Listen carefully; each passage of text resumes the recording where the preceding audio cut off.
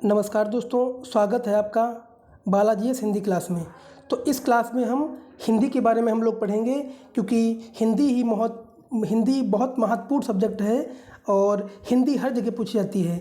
खासकर UP TET के लिए तो हिंदी पूछी जाती है। आरओ, एआरओ और यूपी ट्रिपल एससी के एग्ज़ाम जितने भी होते हैं सब में हिंदी पूछी जाती है। तो हम लोग आज पहला टॉपिक वर्णमाला से स्टार्ट करेंगे और हम हिंदी में जीरो से लेकर उच्च लेवल तक सारे टॉपिकों को पढ़ेंगे। तो आज हम लोग वर्णमाला के बारे में पढ़ेंगे। तो चलिए स्टार्ट करते हैं हम लोग हिंदी। पहला टॉपिक है वर्णमाला। वर्णमाला से क्वेश्चन बहुत ही बनते हैं, खासकर यूपी टेट का एग्ज़ाम होने वाला है। सीटेट का एग्ज़ाम हो ही चुका है, अगला दिसंबर में फिर कंडक्ट होगा और यूपी टेट का तो आने वाला है और झारखंड का टेट भी आ चुका है। तो इन सब के लिए हिंदी बहुत ही महत्वपूर्ण है, तो हम लोग हिंदी का अध्ययन करेंगे। तो आज का पहला टॉपिक दोस्तों है वर्णमाला। वर्णमाला से हम आप थ्योरी के रूप में पढ़ेंगे। सबसे पहले मैं टॉपिक वाइज थ्योरी पढ़ेंगे और जब वो टॉपिक कंप्लीट हो जाएगा तो उससे संबंधित हम एमसीक्यू हल करेंगे, जो कि विभिन्न एग्जामों में आए हुए क्वेश्चन होंगे। बहुत ही इंपॉर्टेंट ये क्लास होने वाली है। तो चलिए हम लोग स्टार्ट करते हैं वर्णमाला। वर्णमाला एक दृष्ट में सबसे पहले देखिए वर्णमाला के बारे में पढ़ेंगे। वर्ण तालिका, वर्णमाला में कितने अक्षर होते हैं और वर्णमाला के प्रकार के वर्णमाला में कौन कौन से अक्षर होते हैं, इनके बारे में हम लोग पढ़ेंगे। तो चलिए, पहला है आपका वर्णमाला।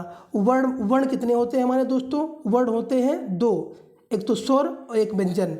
स्वर को कितने भागों में बांटा गया है? तो स्वर को दोस्तों दो भागों में बांटा गया है हमारा। पहला है आपका ह्रस्व स्वर और दीर्घ स्वर। अब ह्रस्व स्वर कौन कौन से होते हैं दोस्तों? ये यूपी टेट में हमेशा वर्णमाला से 2, 3, 4 क्वेश्चन बन जाते हैं, इसलिए इसको आप लोग अच्छी प्रकार से देखना। तो ह्रस्व कितने प्रकार के होते हैं? ये ह्रस्व हमारे 4 अक्षर होते हैं। कौन? देखिए, आ, ई, उ और ऋ। ये दोस्तों 4 अक्षर होते हैं। और दीर्घ अक्षर कितने होते हैं? ये 7 होते हैं। टोटल आपके कितने होते हैं? मेन 11 दोस्तों, 7, 4, 11 स्वर होते हैं। अब व्यंजन कितने होते हैं दोस्तों? मूल आपके 33 व्यंजन दोस्तों बताए गए हैं और इन व्यंजनों को कितने भागों में बांटा गया है? तो आपका पहला आपका है स्पर्श व्यंजन, दूसरा है आपका अंतस्थ व्यंजन, अगला है आपका ऊष्म व्यंजन, अगला आपका है ये आगत भी आप कह सकते हैं और संयुक्त व्यंजन कह सकते हैं। तो चलिए इसको हम देख लेते हैं। स्पर्श व्यंजन कौन कौन से होते हैं? देखिए, का वर्ग से पा वर्ग तक ये सब क्या होते हैं? आपके स्पर्श व्यंजन होते हैं। कौन होते हैं? स्पर्श होते हैं जो आपके 25 टोटल होते हैं। कितने होते हैं? 25 आपके होते हैं स्पर्श व्यंजन। और इसमें जो आपका था डा और ढा, 2 और जोड़ दिया गया तो आपके 27 हो जाते हैं डा और ढा। तो मूल रूप से जो स्पर्श व्यंजन होते हैं वो 25 होते हैं, लेकिन डा और ढा को जोड़ करके 2 और मिला के 27 हो जाते हैं। चलिए, तो ये आपके स्पर्श व्यंजन हो गए। अगला आपका है अंतस्थ व्यंजन। अंतस्थ व्यंजन आपके कितने होते हैं? 4 होते हैं दोस्तों। कौन कौन से? या, रा, ला, वा, ये 4 अंतस्थ व्यंजन होते हैं। अगला है आपका ऊष्म व्यंजन। ऊष्म व्यंजन कौन कौन से होते हैं? तलब्बी सा, पिचकारी सा, दंती सा और हा, ये भी आपके 4 ही होते हैं। ऊष्म व्यंजन वो होते हैं जिसको बोलते समय हमारे मुंह से ऊष्मा निकलती है, ऊर्जा निकलती है, सा की आवाज़ आती है, तो वो क्या होते हैं? ऊष्म व्यंजन। अब देखिए, आगत व्यंजन कौन कौन से होते हैं? ये 2 होते हैं, जा और फा। इसको माना जाता है आगत व्यंजन कहा जाता है, जा और फा। अगला आपका है संयुक्त व्यंजन। संयुक्त व्यंजन कौन कौन से होते हैं? छत्रंग्या।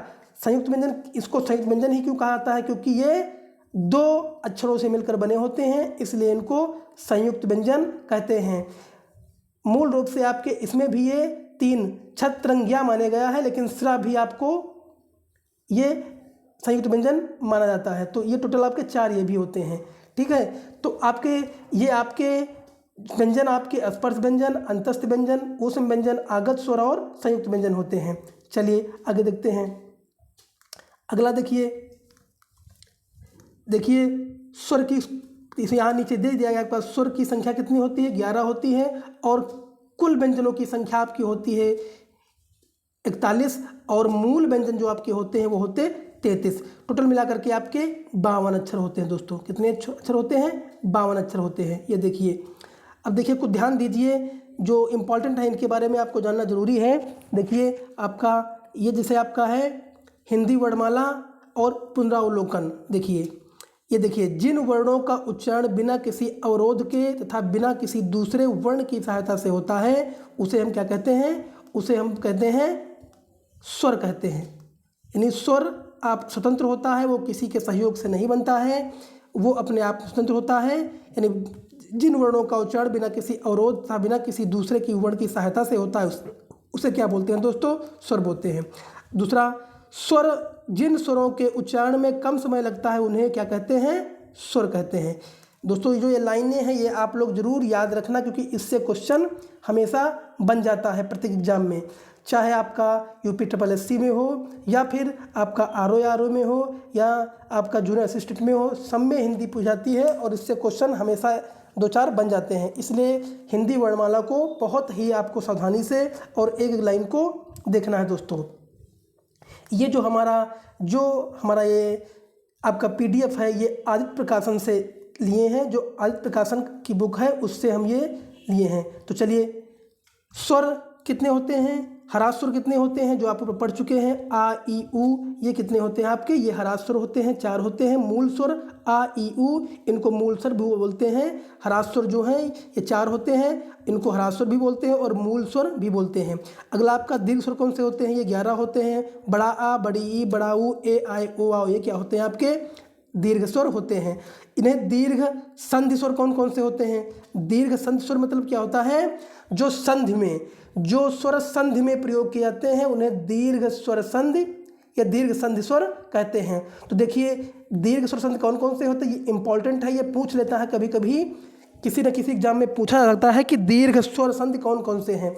तो आपका यानी दीर्घ संधि जो बनती है वो किन अक्षरों से बनती है, तो आपका बड़ा आ, बड़ी ई और बड़ा ऊ, इन 3 अक्षरों से दीर्घ स्वर बनते हैं, इसलिए इसको दीर्घ स्वर संधि कहते हैं। चलिए, तो आपका दीर्घ स्वर संधि बड़ा आ, बड़ी ई और बड़ा ऊ ये हो गया।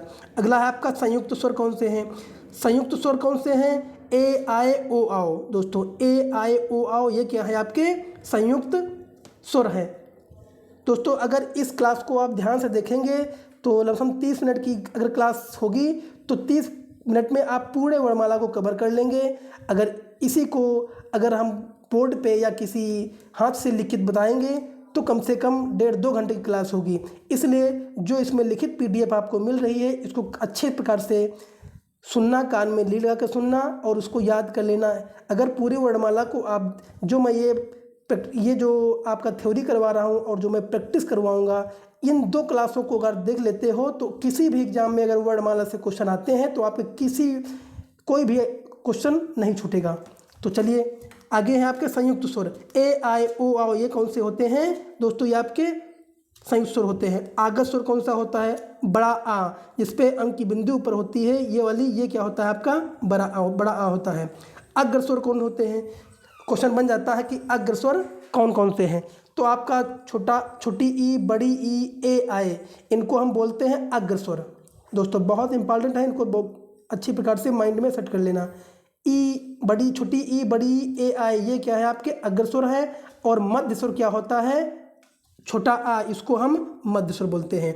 अब क्वेश्चन आता है पश्च स्वर कौन कौन से होते हैं, तो पश्च स्वर आपका बड़ा आ, बड़ा ऊ, छोटा ऊ, ओ, आओ और आ, ये क्या होते हैं आपके, इनको हम पश्च स्वर बोलते हैं।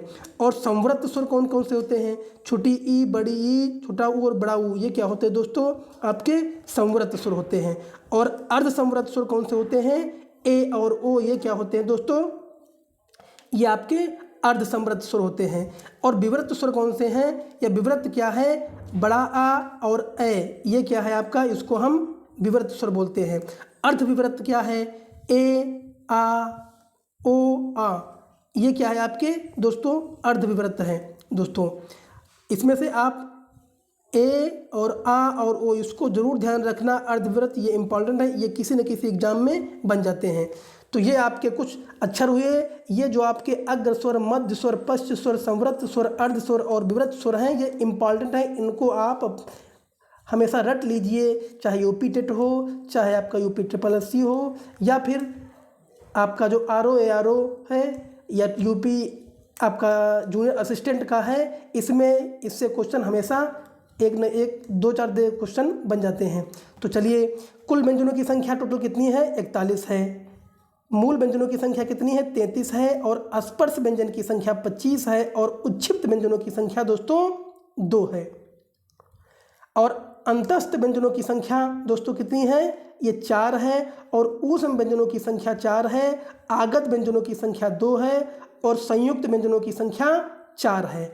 और संयुक्त स्वर या संयुक्त व्यंजन छत्र जो होता है, छत्र, ये आपका 2 अक्षरों के का और सा से बना होता है, इसे संयुक्त व्यंजन कहते हैं। और त्रा जो होता है ता और रा से बना होता है, इसलिए त्रा बोलते हैं। और ज्ञा जो है आपका 2 व्यंजनों से मिलकर यानी जा और इया से मिलकर बना होता है। इससे क्वेश्चन बन जाता है कि छत्र या त्रा किन व्यंजनों की सहायता से बनता है, तो इनको दोस्तों याद रखना है। अगला आपका स्रा, इसका ये सा और रा से मिलकर बना होता है, जो स्रा होता है। चलिए, अगला है का वर्ग में कौन कौन सी ध्वनियाँ आती हैं। ये का वर्ग क्या है? जो आपका स्पर्श व्यंजन में जो का वाली लाइन होती है, का खा गा घा अंगा, इसको वर्ग बोलते हैं। तो का वर्ग में 5 वर्ग होते हैं दोस्तों। का वर्ग में आपके दोस्तों कितने होते हैं? 5 वर्ग होते हैं। और का वर्ग, चा वर्ग, पा, का और चा, टा, पा, यानी 5 जो आपके अक्षर होते हैं, का, चा, टा, ता, पा, इन प्रत्येक एक लाइन में 5 अक्षर होते हैं। और इन 5 अक्षरों को मिलाकर 25 आपके स्पर्श व्यंजन होते हैं। जैसे का वर्ग में का खा घांगा, चा वर्ग में चा सा धाइया, और दूसरा आपका है दोस्तों, देखिए, टा वर्ग में आपका टा ठा ढा अड़ा, और ता वर्ग में ता सा ना, और पा वर्ग में पा फा बा भा मा, और अंतस्थ व्यंजन या रा ला वा होते हैं। तो आपका स्पर्श व्यंजन में आपके 5 वर्ग होते हैं, पा वर्ग, ता वर्ग, टा वर्ग और चा वर्ग और का वर्ग। इसमें 5-5 अक्षर होते हैं, टोटल 25 हो जाते हैं। अगला है आपका, देखिए, अंतस्थ व्यंजन, जो आप अभी पढ़ चुके हैं, या रा ला वा अंतस्थ व्यंजन बोले जाते हैं। और ऊष्म व्यंजन का है, इसका री सा दंती सा हा, ये क्या होते हैं? आपके ऊष्म व्यंजन होते हैं। और आगत व्यंजन जाफा होते हैं, जो भी आप ऊपर जो सीट में पढ़ चुके हो। संयुक्त व्यंजन छत्रंग्यास्त्रा होते हैं। और अर्धस्वर क्या होते हैं? इंपॉर्टेंट क्वेश्चन इससे बनता है। अर्धस्वर या और वा अर्धस्वर होते हैं। और लुंठित व्यंजन रा होता है दोस्तों। पार्श्विक व्यंजन क्या होता है? ला होता है। और ऊष्म संघर्षी व्यंजन सा और हा होता है। और उच्छिप्त व्यंजन क्या है? डा और ढा होता है दोस्तों। और अघोष व्यंजन कौन से होते हैं? प्रत्येक वर्ग के प्रथम और द्वितीय अक्षर। अघोष व्यंजन के बारे में लोग पढ़ते हैं कि अघोष व्यंजन कौन सा होता है, यानी प्रत्येक वर्ग के, यानी का और चा टाता वाली लाइन में प्रत्येक वर्ग के पहले और तृतीय अक्षर क्या होते हैं दोस्तों? अघोष होते हैं। इसके अलावा देख लीजिए, ऊपर आपकी जो वर्ण विचार सारणी दी गई है, स्वर में कौन कौन से होते हैं? बड़ा आ, बड़ा आई, छोटी ई, ऊ, छोटा ऊ, बड़ा ऊ, ऋ, ए, आई, ओ, आओ। 11 स्वर आपके होते हैं। अनुस्वार क्या होता है? अन, यो आपका ये अक्षर होता है, अनुस्वार होता है। और अनासिक क्या होता है? जो ऊपर ये बिंदी लगी होती है, चंद्रबिंदी ऊपर जो लगी होती है, ये आपका अनुस्वार होता है। अगर सिर्फ बिंदी लगी हो तो अनुस्वार है। और इस तरह से अगर ये चंद्रमा बन करके ऊपर बिंदी लगी हो तो अनुनासिक व्यंजन हो जाता है। और विसर्ग क्या होता है दोस्तों? विसर्ग आपका ये, इसको हम लोग क्या बोलते हैं? विसर्ग बोलते हैं। चलिए, अब देखिए, आगत स्वर, आगत ध्वनियाँ कौन से हैं? अर्धचंद्र और नुक्ता, ये क्या है? आपकी आगत ध्वनियाँ हैं। ये देखिए, नुक्ता क्या होता है? जो ऊपर ऐसे लगा होता है, ये आपका क्या है दोस्तों? आगत ध्वनियाँ हैं प्यारे दोस्तों। क्या बोलते हैं इसको? आगत ध्वनियाँ बोलते हैं। अब देखिए, जो अभी मैं आपको बता चुका हूँ, व्यंजन में का वर्ग 5 वर्ग होते हैं, चा वर्ग में 5 वर्ग। देखिए, का, चा, टा, ता, पा, जो वही सारणी दी गई है। और जो प्रत्येक वर्ग का लास्ट वाला जो अक्षर देखिए होता है दोस्तों, प्रत्येक वर्ग का लास्ट वाला जो अक्षर होता है वो क्या होता है? आपका ये जो आपका होता है अनुनासिक व्यंजन होता है। अनुनासिक व्यंजन होता है। अंतस्थ व्यंजन या रा ला वा, ऊष्म व्यंजन सा सा सा हा, 33, और संयुक्त व्यंजन छत्रंगिया, ये हो गया। तो ये आपके जो है इम्पॉर्टेंट टॉपिक है, आप लोग उसको जरूर ध्यान देना। चलिए आगे देखते हैं। आपका अभी जो आप पढ़े थे अघोष व्यंजन, अघोष व्यंजन प्रत्येक वर्ग का प्रथम और द्वितीय क्या होता है? अघोष व्यंजन होता है। इसमें कौन कौन से आते हैं? जैसे तृतीय वर्ण था फा सा, यानी अघोष व्यंजन जो प्रत्येक वर्ग का प्रथम अक्षर और द्वितीय, प्रथम अक्षर मीन्स क्या होता है आपका का और गा, चा और जा, टा और डा, ता और दा, ये प्रथम और द्वितीय अक्षर। अगला क्या है आपका, ये क्या होते हैं आपके अघोष व्यंजन होते हैं। इसके अलावा फा, सा और सा, ये क्या होते हैं आपके, इनको मिला करके आपके अघोष व्यंजन होते हैं। चलिए आगे देखते हैं। अब सघोष व्यंजन कौन कौन से होते हैं, ये भी क्वेश्चन बनता है। सघोष व्यंजन कौन कौन से होते हैं, तो सघोष व्यंजन प्रत्येक वर्ग के द्वितीय, चतुर्थ, पंचम वर्ण था डा, ढा, जा, या, रा, ला, वा, हा, ये सभी स्वर क्या होते हैं, सघोष व्यंजन होते हैं। और अल्पप्राण व्यंजन कौन कौन से होते हैं, प्रत्येक वर्ग के प्रथम, तृतीय, पंचम वर्ण तथा अंतस्थ वर्ण या रा, ला, वा, ये क्या दोस्तों होते हैं, ये आपके होते हैं अल्पप्राण होते हैं। क्वेश्चन आता है कि अल्पप्राण व्यंजन कौन से होते हैं, और उसमें दे दिया जाएगा, अक्षर दे दिए जाएंगे। तो अगर आपको अक्षर याद होगा कौन से अल्पप्राण होते हैं, कौन से महाप्राण होते हैं, तो आपको याद हो जाएगा। अगर आप ऐसे याद कर सकते हैं 135, देखो लिखा हुआ है 135। 135 का मतलब होता है पहला अक्षर, तीसरा अक्षर और पांचवा अक्षर, ये क्या होते हैं आपके अल्पप्राण होते हैं। अगर आपको समझने के लिए मैं आपको बता दे रहा हूँ, आप पीछे देख लीजिए, ये आपका अल्पप्राण कौन से होते हैं 135। देखिए अल्पप्राण, इसमें देखिए 135 यानी पहला अक्षर एक और तीसरा अक्षर, पहला अक्षर का, फिर तीसरा अक्षर गा और पांचवा अक्षर अंगा, घा घा अंगा। तो का, गा और अंगा ये क्या होते हैं आपके, कौन होते हैं दोस्तों कौन से होते हैं, अल्पप्राण होते हैं। कौन से होते हैं, अल्पप्राण। इसी प्रकार से चा, जा और इया, टा, डा और अड़ा, ता, दा और ना, ये सब क्या होते हैं दोस्तों आपके अल्पप्राण होते हैं। और महाप्राण कौन से होते हैं, उसी वर्ग में जो अक्षर आपके छूट गए, यानी 24 मतलब दूसरा और चौथा, ये क्या होते हैं दोस्तों महाप्राण होते हैं। इसके अलावा जैसे आपका अल्पप्राण जो होता है 135 यानी पहला अक्षर, तीसरा और पांचवा अक्षर, ये क्या होते हैं अल्पप्राण। इसके अलावा या, रा, ला, वा, ये भी आपके अल्पप्राण ही आते हैं दोस्तों। क्या आते हैं दोस्तों, अल्पप्राण ही आते हैं। अगला देखिए, महाप्राण व्यंजन प्रत्येक वर्ग के तृतीय और चतुर्थ यानी 2 और 4, ये अक्षर क्या होते हैं आपके महाप्राण होते हैं। इसके अलावा सा, पिचकर्री, दंतीसा, हा और सा और हा, ये क्या होते हैं आपके महाप्राण होते हैं। दोस्तों आपके ये जो टॉपिक मैं आपको बता रहा हूँ, घोष अघोष, इनको बहुत कायदे से रट लेना। अल्पप्राण महाप्राण, इसमें से यूपी टेट में और झारखंड टेट में जो आपका अभी एग्ज़ाम, जो आपका फॉर्म आ चुका है झारखंड टेट के लिए, जो कि 2017 के बाद, 16 और 17 के बाद पहली बार इसके बाद जो आयोजित किया जा रहा है झारखंड टेट, इसलिए आप लोग इसको हिंदी को बहुत कायदे से पढ़ना और समझना। अगर हिंदी में आपके 30 में 28 क्वेश्चन होते हैं तो आपके बहुत अच्छी मेरिट जाती है, इसलिए इसको बहुत ही अच्छी प्रकार से आप लोग देखना। तो चलिए, नासिक के व्यंजन कौन कौन से होते हैं। नासिक व्यंजन का आपके अड़ा, यही जो मैं आपको बताया था, प्रत्येक वर्ग का लास्ट वाला अक्षर, अंगा, इया, अड़ा, ना और मा, इसको क्या बोलते हैं दोस्तों, नासिक के व्यंजन होते हैं। देखिए ये प्रत्येक वर्ग का जो लास्ट वाला अक्षर होता है उसको नासिक व्यंजन या फिर अनुनासिक व्यंजन भी बोलते हैं। तो आप लोग इसको कायदे से याद रखना। अगला आपका कंठ वर्ण कौन से हैं, यानी कंठ वर्ण मतलब क्या होता है, जो कंठ से बोला जाता है यानी गले से बोले जाते हैं। तो कौन से कंठ वर्ण, आ, बड़ा आ और आहा और का, खा, गा, घा, अंगा और हा, ये सब क्या होते हैं आपके कंठ होते हैं। इनको आप कायदे से, इनको तो आपको रटना ही पड़ेगा, माइंड में सेट ही करना पड़ेगा। इससे क्वेश्चन बन जाता है कि कंठ वर्ण कौन कौन से हैं। तो इसमें से कोई अक्षर दे दिया जाएगा और आपसे पूछा जाएगा कि कंठ वर्ण कौन है। खासकर आपका झारखंड टेट और यूपी टेट, इसमें बहुत ही इम्पॉर्टेंट है और बहुत ही क्वेश्चन अच्छी प्रकार से बहुत सारे क्वेश्चन पूछे जाते हैं।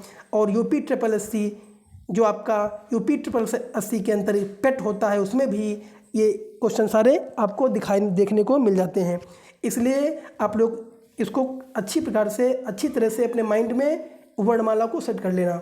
चलिए आगे देखते हैं। इसके अलावा आपका तालव्य व्यंजन कौन सा होता है। तालव्य मीन्स जो तालु से बोलाता है, तालु से कौन कौन से, चाछा, जाझा, इया, सा और या, ये आपके तालु से बोले जाते हैं। इसलिए इसको बोलते हैं तालव्य व्यंजन। कौन? चा, छा, जा, झा, इया, सा और या, इसको बोलते हैं तालव्य व्यंजन। अगला है आपका मूर्धन्य व्यंजन। कौन कौन से हैं मूर्धन्य व्यंजन? टा, ठा, डा, ढा, अड़ा, डा, ड़ा और सा। ये क्या है दोस्तों आपके? ये आपके मूर्धन्य व्यंजन है प्यारे दोस्तों। कौन से हैं? इनको मूर्धन्य व्यंजन कहते हैं। मूर्धन्य यानी मुद्रा से बोले जाते हैं। टा, ठा, डा, ढा, अड़ा, डा, ढा और सा, इनको हम मूर्धन्य व्यंजन बोलते हैं। अगला दंत व्यंजन कौन से हैं? ता, था, धा, धा और ना, ये आपके दंत व्यंजन हैं। ओष्ठ व्यंजन पाफा, बाभा, पाफा, पाफा और बाभा, मा, ये क्या है आपके? ओष्ठ। ओष्ठ व्यंजन जो ओंठों से बोले जाते हैं, जो ओंठों से चिपकते हुए आपके व्यंजन निकलते हैं, तो वो आपके ओष्ठ व्यंजन होते हैं। और दंतोष्ठ मतलब क्या होता है? जो दंत और ओष्ठ, दंत दांत से और ओष्ठ से दोनों को मिला करके जो अक्षर मुंह से निकलता है उसको क्या बोलते हैं? दंतोष्ठ व्यंजन बोलते हैं। तो दंतोष्ठ व्यंजन आपका क्या है? उवा। उवा को हम क्या बोलते हैं? दंतोष्ठ व्यंजन बोलते हैं दोस्तों। चलिए अगला आपका है स्पर्श रहित काकल्य ध्वनि, स्वर यंत्रमुखी और घोष ध्वनि, ऊष्म संघर्षी ध्वनि। इसको, ये कौन सा अक्षर है? इतने अक्षर यानी हा एक आपका अक्षर होता है, इसको हम इतने नामों से जानते हैं। ये सारे नाम आपके इंपॉर्टेंट हैं, इसको जरूर से अपने माइंड में सेट कर लेना। स्पर्श रहित काकल्य ध्वनि, स्वर यंत्रमुखी, घोष ध्वनि, ऊष्म संघर्षी और ध्वनि। ये क्या होता है आपका? हा होता है, ये हा को बोलते हैं। तो आपका हा ये क्या है? आपके इतने नामों से हा को जाना जाता है। स्पर्श रहित काकल्य ध्वनि, स्वर यंत्रमुखी, घोष ध्वनि और ऊष्म संघर्षी ध्वनि। चलिए आगे देखते हैं। अब इम्पॉर्टेंट क्वेश्चन इससे जो है, जो आप अभी पढ़ चुके हैं उसी को डिवाइड करके आपका जो है एक सारणी टाइप में आपको समझाया गया है। आपको कायदे से इसको समझ लेना फिर एक बार। जितने भी मैं आपको ये बता रहा हूँ, अगर आप इसको अच्छी प्रकार से माइंड में सेट कर लेंगे और इसके अलावा जो मैं आपको अगला प्रैक्टिस सेट करवाऊँगा लमसम 150 क्वेश्चनों का, ये सारे अगर आप कर लेते हैं तो निश्चय ही आपसे वर्णमाला से एक भी क्वेश्चन चाहे जहाँ से एग्जामिनर पूछ ले, ये कोई क्वेश्चन आपसे छूटने वाला नहीं है। चलिए तो स्वर ध्वनियों का सामान्य परिचय, यानी जीभ का भाग, जो जीभ के द्वारा जो अक्षर बोले जाते हैं, तो जो जीभ के भाग, जो जीभ के द्वारा जो अक्षर बोले जाते हैं उनके भागों, जीभ के द्वारा पार्ट बांट दिए गए हैं। कौन कौन से? अगला है आपका अग्रभाग, यानी जीभ के अग्रभाग से कौन से अक्षर बोलते हैं, और जीभ के मध्य भाग से कौन से अक्षर बोलते हैं, और पश्च भाग से कौन से अक्षर बोले जाते हैं। तो क्वेश्चन आता है जीभ के भाग के द्वारा बोले जाने वाले प्रश्न, या अग्रभाग से कौन से अक्षर बोले जाते हैं, या मध्य भाग से कौन से अक्षर बोले जाते हैं, या पश्च भाग से कौन से अक्षर बोले जाते हैं। इस तरह से दोस्तों ये प्यारे दोस्तों क्वेश्चन बन जाता है। तो अग्रभाग से कौन से अक्षर बोले जाते हैं दोस्तों? आपकी ये सारणी बनी हुई है, देख लीजिए। छोटी ई, बड़ी ई, ए, आए, ये क्या है आपका? जीभ के अग्र, आगे वाले भाग से, जीभ के आगे वाले भाग से बोले जाते हैं। और मध्य भाग क्या होता है? बड़ा छोटा आ, छोटा आ, ये जीभ के मध्य भाग से छोटा आ। आप जब बोल के देखो तो आपकी जीभ अग्रभाग से, छोटे से अगले टुलगु वाले भाग से ई देखिए, आप जब आपका जीभ का अगला जो भाग है वही स्पर्श करेगा, और मध्य जब आ बोलेंगे तो आपका जीभ के मध्य वाला भाग ऊपर उठता है, तो मध्य भाग से आ। और पश्च भाग से, पीछे के सबसे पीछे वाले भाग से कौन से अक्षर बोले जाते हैं? वो है आपका छोटा ऊ, बड़ा ऊ और ओ, औ, आ और बड़ा आ। ये अक्षर जितने होते हैं ये दोस्तों आपके पश्च भाग से बोले जाते हैं। इनको आप रट लेना दोस्तों, इनको कायदे से अगर नहीं आप रटोगे तो आगे आपके लिए दिक्कत हो सकती है, इसलिए आप इसको कायदे से रट लीजिए, ठीक है। तो देखिए ये इतने अक्षर हो गए। अब देखिए मुखाकृति के आधार पर वही जो इसमें दिया गया है, जीभ के भाग के आधार पर आपका सारणी बांट दी गई है। संवृत्त स्वर कौन कौन से होते हैं? छोटी ई, बड़ी ई, ये अग्रभाग है और संवृत्त स्वर है। और मध्य भाग में क्या आता है? मध्य भाग में संवृत्त स्वर में कोई नहीं आता है, और संवृत्त स्वर पश्च भाग, छोटा ऊ और बड़ा ऊ आता है, इसकी संख्या 4 होती है। दोस्तों ऐसे पूछ लेते हैं क्वेश्चन, इससे बनाते हैं कि संवृत्त स्वर अग्रभाग कौन सा अक्षर होता है, या अर्ध संवृत्त स्वर, या फिर पश्च भाग या अग्रभाग कौन सा अक्षर होता है, इस तरह से अक्षर दे देंगे। अगर आपको मालूम होता रहेगा तो आप इसे सही कर लोगे, इसलिए इस सारणी को आप कायदे से समझ लो।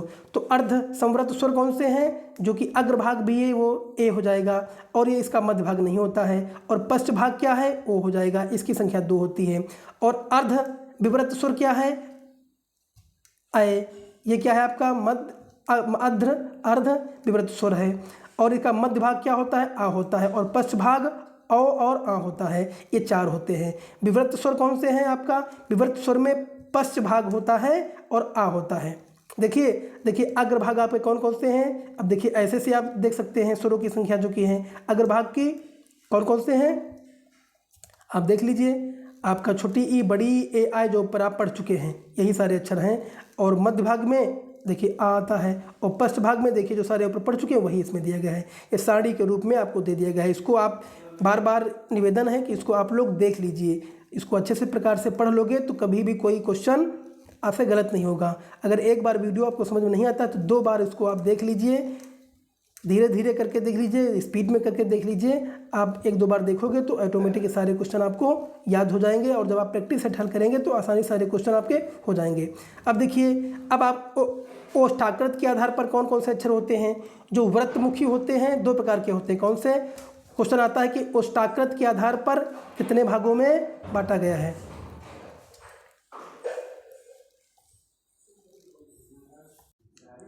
तो दोस्तों ओष्ठाकृत के आधार पर 2 प्रकार के होते हैं, व्रतमुखी और अव्रतमुखी।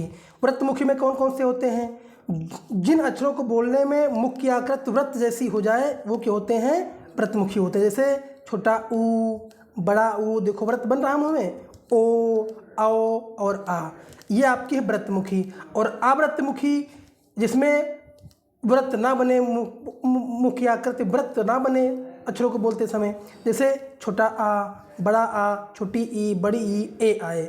ये आपके क्वेश्चन आता है कि ओष्ठाकृत के आधार पर कितने भागों में बांटा गया है, 2 भागों में बांटा गया है, या व्रतमुखी कौन से होते हैं या अव्रतमुखी कौन से होते हैं, इससे क्वेश्चन बन जाता है। देखिए अब हिंदी व्यंजनों का वर्गीकरण, तो हिंदी व्यंजनों का वर्गीकरण क्या है आपका, स्थान के आधार पर और प्रयत्न के आधार पर। तो स्थान के आधार पर कितने भागों में बांटा गया है, स्थान के आधार पर यानी उच्चारण के स्थान पे कितने भागों में बांटा गया है। तो आपका देखिए का वर्ग, एक तो कंठ से बोला जाता है, कंठ में बांटा गया है मूर्धा के द्वारा, दांत के द्वारा, ओष्ठ के द्वारा, वर्तस के द्वारा और दांतों के द्वारा, इस तरह से। तो उच्चारण के स्थान पर देखिए कंठ से कौन कौन से अक्षर बोले जाते हैं, कंठ से कौन से बोले जाते हैं, ये देखिए कंठ से क्वेश्चन आता है कि कंठ से कौन सा अक्षर बोला जाता है, ये आपके अक्षर दे दिए जाएंगे। तो कंठ मीन्स गला होता है, गले से। तो का वर्ग, एक तो का वर्ग पूरा, जो का वर्ग में जितने अक्षर आते हैं, का खा गा गा अंगा, ये सब कंठ से बोले जाते हैं। और तालु से कौन से अक्षर बोले जाते हैं दोस्तों, तालु से कौन से अक्षर बोले जाते हैं, तो तालु की छत का पिछला भाग, यानी चा वर्ग, चा छा जा झा इया और चा छा जा इया, और अंतस्थ व्यंजन या उस व्यंजन सा, ये क्या है, तालब से बोले जाते हैं। अगला आपका मूर्धन्य व्यंजन, मूर्धा से कौन से अक्षर बोले जाते हैं, मूर्धा यानी मुंह के भीतर की छत का अगला भाग। चलिए अगला है आपका दंत से कौन से बोला जाता है, दंत से तावर्ग, ता था धा ना, ये तावर्ग दंत से बोले जाते हैं। दांत का मतलब है दांत, ऊपरी दांतों के निकट से, यानी ऊपरी दांतों के निकट से दंतवर्ग बोले जाते हैं।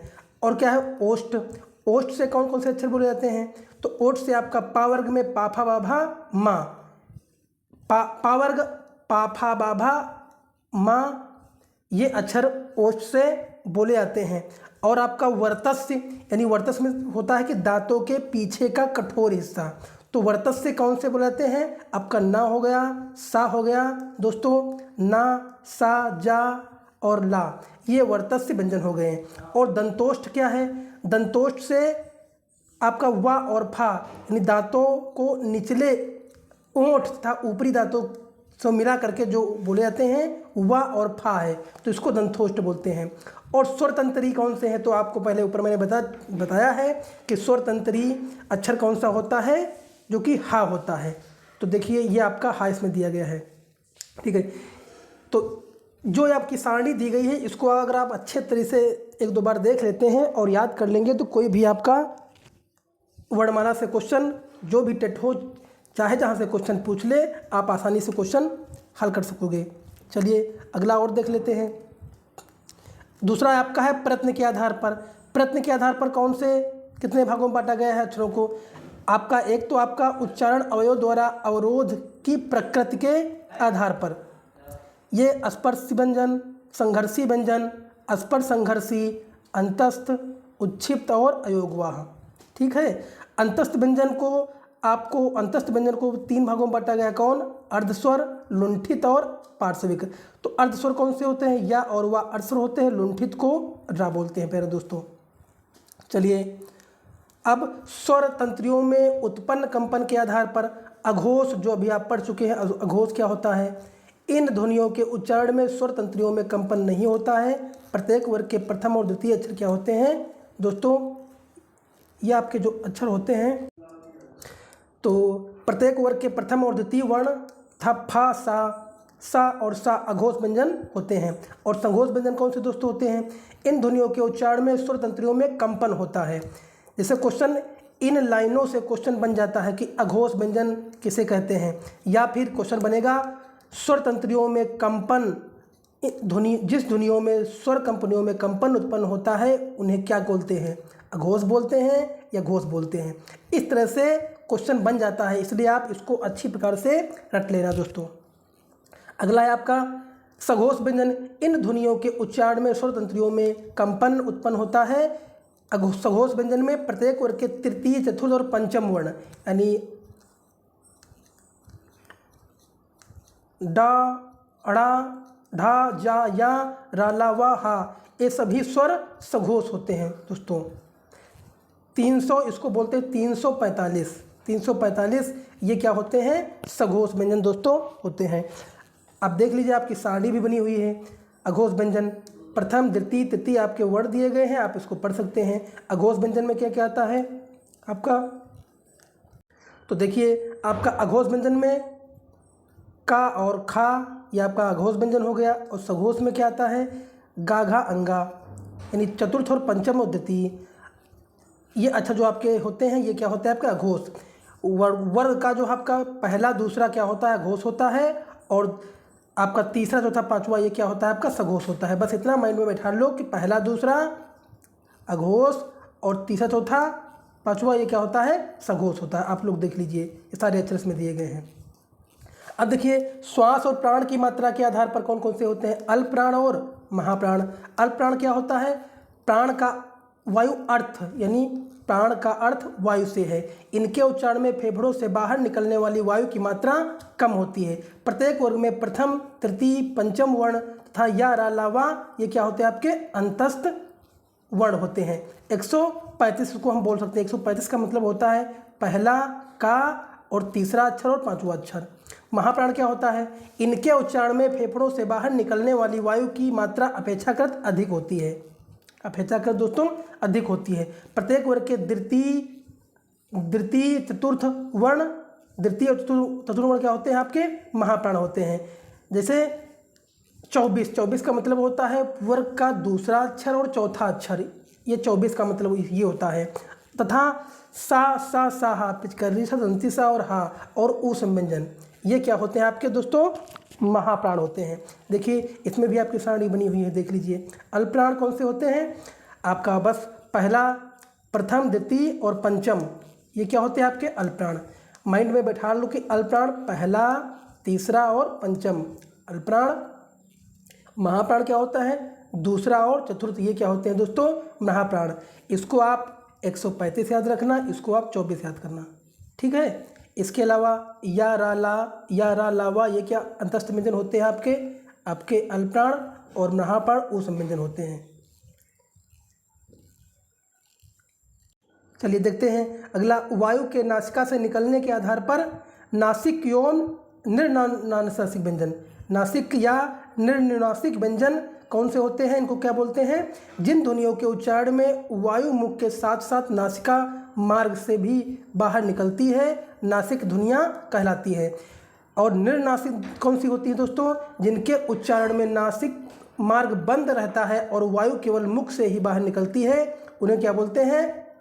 निर्नासिक ध्वनियाँ या मुक्त ध्वनियाँ कही जाती हैं।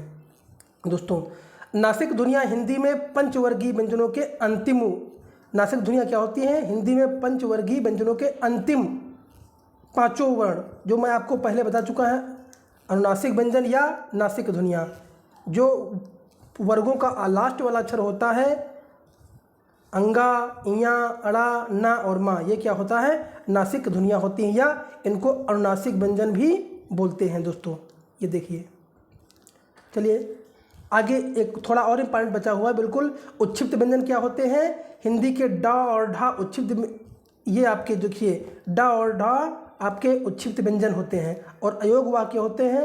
अन आ को हम अयोगवा बोलते हैं। देखिए हिंदी की वर्णमाला के अनुसार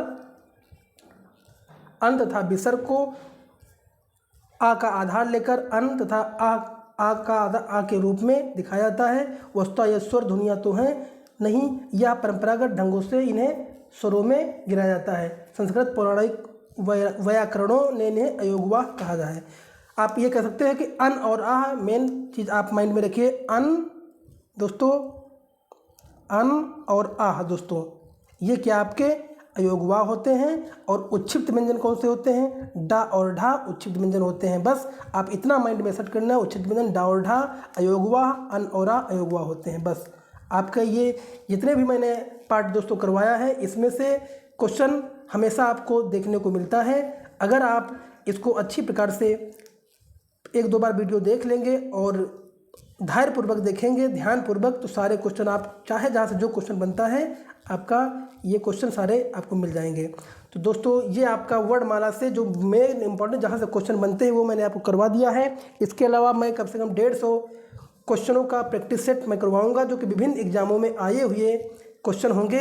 अगर आप ये और वो कर लें, प्रैक्टिस सेट कर लेंगे और ये थ्योरी क्लास देख लेंगे, तो आसानी से चाहे जो भी एग्जाम हो, अगर वर्णमाला से एक भी क्वेश्चन आता है तो आप हमेशा आप सही आपका होगा, आंख मार के आप क्वेश्चन को सही कर सकते हैं। तो दोस्तों वीडियो अच्छा लगा हो तो लाइक करिए, कमेंट करिए और चैनल को सब्सक्राइब कर लीजिए। इसी प्रकार से मैं आपको हिंदी का पूरा रिवीजन मैं आपको करवाऊंगा, हिंदी का पूरा क्लास मैं आपको लेकर आता रहूँगा। इसी तरह से इतने भी जहाँ से भी आपके यूपी टेट में, झारखंड टेट में, या आपके आर ओ में, या आपका जो है जूनियर इंस्टीट्यूट में जो क्वेश्चन बनते हैं, वो सारे क्वेश्चन आप आसानी से हल कर सकेंगे। इस सीरीज को अगर आप लास्ट शुरू से अंत तक आप देख लेते हैं, जब तक मैं क्लास आपको दूंगा, आप अगर इसको देख लेते हैं तो कोई भी आपका एग्ज़ाम, किसी भी एग्ज़ाम में आप हिंदी में आप 25+ ही रहेंगे। तो चलिए, अगर वीडियो अच्छा लगा हो तो लाइक करिए, कमेंट करिए और चैनल को सब्सक्राइब कर लीजिए। धन्यवाद। जय भारत।